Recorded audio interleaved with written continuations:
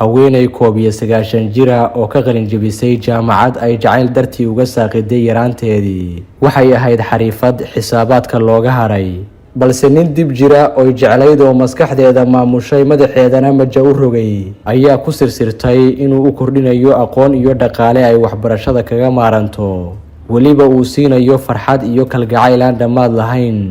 Hadda oo jacaylkeedii khiyaanay axdigiina looga baxay, da-du ka daba timi, wejigu coorcoor yeeshay, indhaha araggeedu liitaan, qoomamo iyo ciil dabadeed waxay qaadatay shahaado ay 70 sano ka hor quursatay. Gabyaagii Soomaaliyeed waa tuu lahaa nin yaraan ku loo faray wuxuu lumiyey raacdeeye. Waxay ahaan jirtay gashaantii quruxsami loo dhameeyey oo gayaankeedu ay ka daba dhaceen, laakiin jacayl indhasarcaadiyey ayaa keenay inay ka saaqido jaamacadda, balse waxay ku laabatay iyadoo ayeeyaa da-deedu 100 sano ku dhowdahay, caruurta ka farcamayna ay 41 qof gaareen. Dhammaanteen waxaan leenahay riyooyin nololeed, qaar waynu ku guulaysanaa, qaar ma bilowno, kuwana waynu ka quusanaa. Markay duruufuhuna legdaan, caqabaduhuna na dibindaabiyeeyaan, waxaase yar dadka aan isdhiibin ama aan quusan. Fadlan like saar muuqaalkan, haddaad noo sheer garaysana waxaan gaari doonaa malaayiin mayl. Mahadsanid. Joyce Dava dunida waxay ku soo biirtay 1931. Waa haweeney u dhalatay waddanka Mareykanka. Waxay ahayd gabar caqli badan oo ku wanaagsan waxbarashada.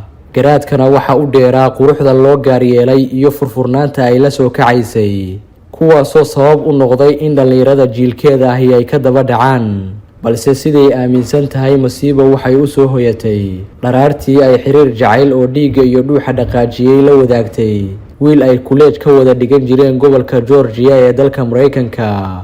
Joyce Dava waxay sanadkii koobaad waxbarashada ka bilowday jaamacadda waqooyi ee Illinois 1951 iyadoo bilowday kulliyadda Home Economics. Xilligaa waxay ahayd 20 jir, qorshaheedana waxay saldhig uga dhigtay inaysan guurka ku degdegin ilaa ay shahaadada heerka labaad ku guulaysato. Balse riyadeedii waxbarasho waxay haadaan ku dhacday dharaartuu faraantii u geliyey gacaliyaheedii gayaankeeda ka calmaday, ayayna isguursadeen 1955. waxayna u dhashay 3 caruura ka hor intaysan khilaaf ku kala tegin. balse murugo ayaa soo wajahday sanad kadib bacdamaa loo soo sheegay geerida caruurteeda aabbahood ee Dan Freeman.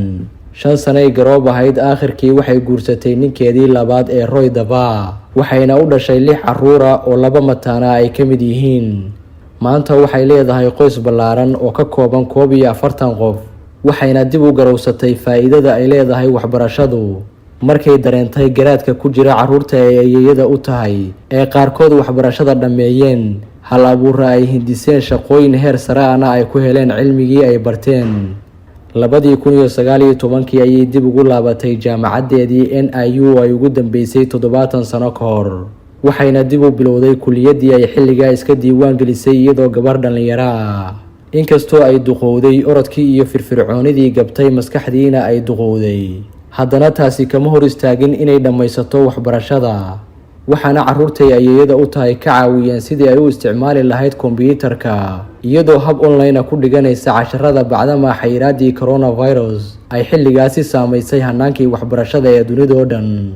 Joyce Dava waxay xasuusataa jaamacaddan inay markooda dhigan jireen 28 qof oo keliya kulliyadooda, haddana boqolaal iyo kumanaan ay sanad walba ka baxaan.